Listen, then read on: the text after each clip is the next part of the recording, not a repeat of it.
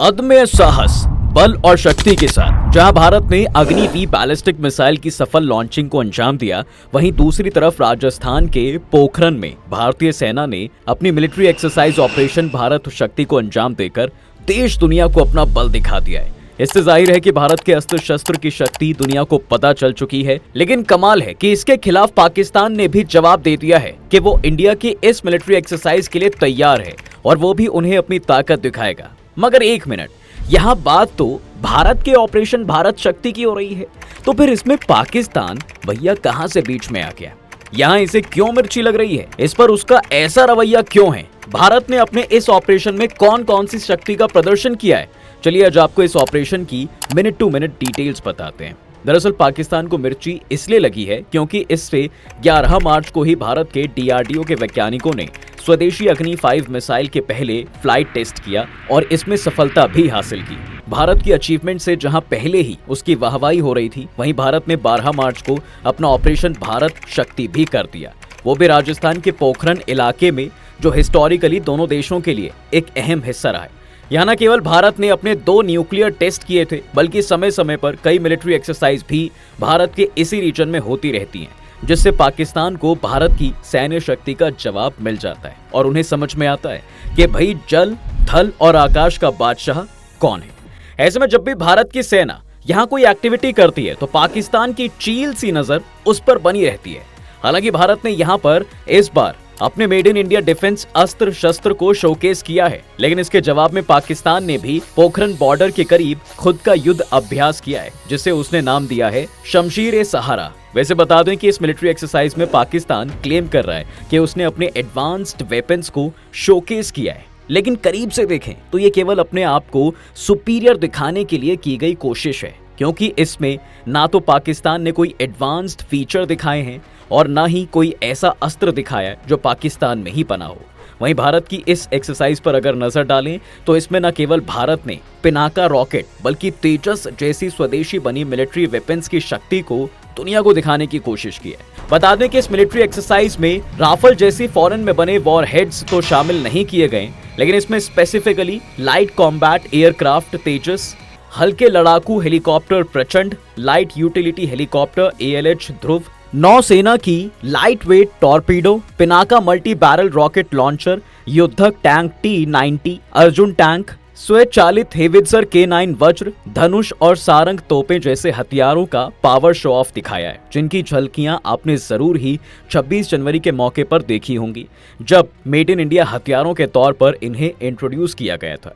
बता दें कि इनकी ताकत से आज दुनिया जान रही है कि भारत को मिलिट्री में एडवांस होने के लिए केवल दूसरे देशों की जरूरत नहीं है, बल्कि वो खुद भी कमाल दिखा सकता है और अकेले ही कई देशों के छक्के छुड़ा सकता है।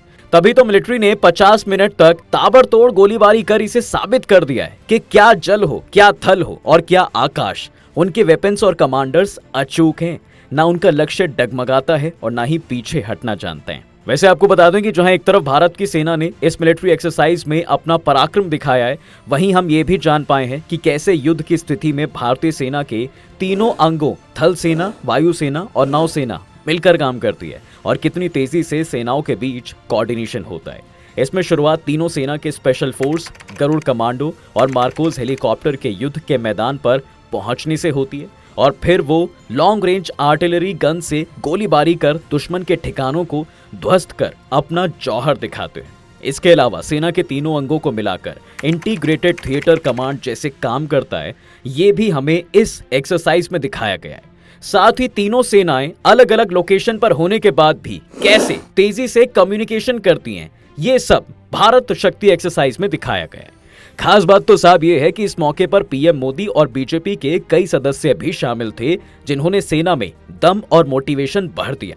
उनका इस मौके पर होना इसलिए भी जरूरी था क्योंकि मोदी सरकार हमेशा से भारत को आत्मनिर्भर बनाने की बात करती आई है और अब जब सेना ऐसा कर ही रही है तो ये काफी गर्व की बात है। वैसे भी जान लीजिए कि भारतीय थल सेना तो पहले से ही 100% स्वदेशी बन चुकी है। भारत सरकार खास तौर पर अब भारतीय नौसेना और वायुसेना को भी स्वदेशी बनाने पर जोर दे रही है। केंद्र सरकार का उद्देश्य है कि पनडुब्बी निर्माण और एयरक्राफ्ट इंजन मैन्युफैक्चरिंग में भी स्वदेशी तकनीकी का इस्तेमाल किया जाए। वर्तमान में सरकार को एयरक्राफ्ट इंजन या फिर कुछ सबसे बेहतरीन लड़ाकू विमानों के लिए विदेशों पर निर्भर रहना पड़ता है। लेकिन आने वाले सालों में देश इस दिशा में आत्मनिर्भर बनने की कोशिश कर रहा है और इसलिए भारत शक्ति युद्ध अभ्यास इतना अहम बन गया है। अब एक तरफ जहां ऑपरेशन भारत शक्ति हमारे देश के लिए गेम चेंजर है, वहीं क्या आपने नोटिस किया कि यह सारा का सारा सैन्य अभ्यास 11 से 13 मार्च के बीच हुआ है, और वो भी पोखरान में ही क्यों? अब इस सवाल का जवाब देने से पहले हम आपको बताना चाहेंगे कि ये वीडियो कोलैबोरेट की गई है दी आर्टेरियम के साथ, जो आपके लिए लेकर आया है रामायणी हनुमान की सुंदर छवि। ये केवल एक प्रतिमा नहीं है, बल्कि बजरंग बली के साक्षात कलयुगी रूप की मूरत है। अगर आप भी जीवन में राम नाम की भक्ति का रस घोलना चाहते हैं तो इस प्रोडक्ट को तुरंत घर पर ले आएं। इसका परचेज लिंक आपको नीचे डिस्क्रिप्शन बॉक्स में मिल जाएगा और 10% डिस्काउंट लेने के लिए आप मिस्टिका 10 कूपन कोड का इस्तेमाल भी कर सकते हैं। आइए अब कहानी पर आगे बढ़ते हैं। तो पोखरान को इसलिए चुना गया क्योंकि पहले तो ये इस एरिया में चारों ओर रेगिस्तान है, आसपास कोई आबादी नहीं है, दूर दूर तक बस रेत ही रेत है, और दूसरा कारण ये है कि स्ट्रैटेजिकली भी ये एरिया भारत के लिए बहुत खास है। यहाँ पहले भी भारत ने न्यूक्लियर टेस्ट कंडक्ट किया था। दरअसल 26 साल पहले पोखरण में परमाणु परीक्षण किया गया था। इसके तहत ऑपरेशन शक्ति का सफल हुआ था और इन परीक्षणों के जरिए ही भारत ने अटल इरादों का परिचय देकर सशक्त भारत को और बुलंदी दी थी। अटल सरकार ने पोखरण 2 परीक्षण की जानकारी इतनी गुप्त रखी क्योंकि अमेरिका और उसके सैटेलाइट्स तक गच्चा खा गए थे। किसी को कानों कान खबर नहीं लगी कि भारत इतना बड़ा कदम उठा रहा है। हालांकि विरोध स्वरूप अमेरिका समेत कई पश्चिमी देशों ने भारत पर सख्त पाबंदियां लगाई थी। सिर्फ इजराइल ने भारत का साथ दिया था। जी हाँ, आपको याद होगा कि कैसे सफल परमाणु परीक्षण के बाद तत्कालीन पीएम अटल बिहारी वाजपेयी खुद परीक्षण स्थल पर गए थे। इस परीक्षण से भारत का सीना चौड़ा हो गया और वो घोषित रूप से परमाणु शक्ति संपन्न देश बन गया। तब अटल जी ने नारा दिया था, जय जवान, जय किसान और जय विज्ञान। इसके बाद से 11 मई का दिन हर साल नेशनल टेक्नोलॉजी डे के रूप में मनाया जाता है और यही एक वजह है कि इन्हीं दिनों इस ऑपरेशन को अंजाम दिया गया है और दुनिया को ये याद दिलाया जा रहा है कि भारत भी एक विश्व शक्ति है जो न केवल एडवांस वेपन्स चला सकता है बल्कि न्यूक्लियर टेस्टिंग की तरह इन्हें बना भी सकता है। जी हाँ, इसका लाइव एग्जाम्पल हमें अग्नि 5 बैलिस्टिक मिसाइल की सफल लॉन्चिंग से भी मिलता है, जिसे मिशन दिव्यास्त्र कहा गया है। इसके तहत भारत ने अपनी पहली इंटर कॉन्टिनेंटल बैलिस्टिक मिसाइल अग्नि 5 का सफल परीक्षण किया है। इसकी रेंज 5000 किलोमीटर है और खास बात तो ये है कि ये multiple independently targetable re entry vehicle यानी MIRV टेक्नोलॉजी से लेस है, यानी इससे एक साथ कई टारगेट्स पर लॉन्च किया जा सकता है। इसका पहला परीक्षण अप्रैल 2012 में हुआ था, जबकि सोमवार का परीक्षण MIRV के साथ हुआ है। प्रधानमंत्री नरेंद्र मोदी ने इस कामयाबी पर DRDO के वैज्ञानिकों को बधाई दी है। उन्होंने सोशल मीडिया पोस्ट में लिखा, मिशन दिव्यास्त्र के लिए हमें अपने वैज्ञानिकों पर गर्व है। बता दें कि मिशन दिव्यास्त्र देश में ही विकसित हार्डली एडवांस्ड वेपन सिस्टम है, जिसकी वजह से एक ही मिसाइल अलग अलग लोकेशंस पर कई वॉरहेड तैनात कर सकती है। साथ ही इस तकनीक के तहत कोई भी देश एक ही मिसाइल से सैकड़ों किलोमीटर दूर के कई लक्ष्यों को निशाना बना सकता है। अग्नि 5 मिसाइल की मारक क्षमता 5000 किलोमीटर है, यानी ये 5000 किलोमीटर दूर के लक्ष्य को निशाना बना सकती है। अग्नि 5 की रेंज में लगभग पूरा एशिया, चीन के अंतिम उत्तरी क्षेत्र और यूरोप के भी कुछ हिस्से रहेंगे। वैसे तो अग्नि मिसाइलें भारत के पास साल 1990 से हैं, लेकिन वक्त के साथ इसके नए और ज्यादा आधुनिक रूप सामने आते रहे हैं। अब इससे पहले की मिसाइलें अग्नि 1 से अग्नि 4 की रेंज 700 से 3500 किलोमीटर ही थी, मगर अब अग्नि 5 में ऐसे सेंसर लगे हैं जिससे वो अपने लक्ष्य तक बिना किसी गलती के पहुंच जाते हैं। अग्नि 5 मिसाइल में जो MIRV तकनीक है उसे 50 साल पहले बनाया गया था, मगर अभी तक ये तकनीक कुछ ही देशों के पास है।